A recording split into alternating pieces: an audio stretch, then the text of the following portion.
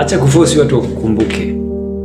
Acha kutumia nguvu nyingi watu waweze kukuweka mioyoni mwao, lakini waweze kuendelea kukusema hapana.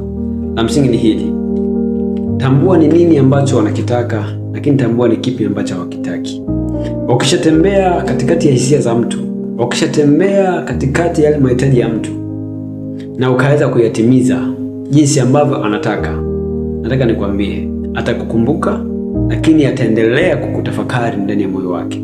Kwa nini? Kwa sababu tu umeweza kutambua na kuweza kutimiza lile ambalo ni hitaji lake. Mwandishi Robert Greene alishawahi kusema kwamba utakapoweza kujua hisia ya mtu na ukatambua saikolojia yake, umeshakwisha kummaliza, kwa sababu hautaweza kutumia nguvu nyingi, hautaweza kumshawishi, bali utaweza kutumia kitu kidogo tu kuweza kumfanya kufuate, kwa sababu utakuwa umegusa sehemu ya maisha yake.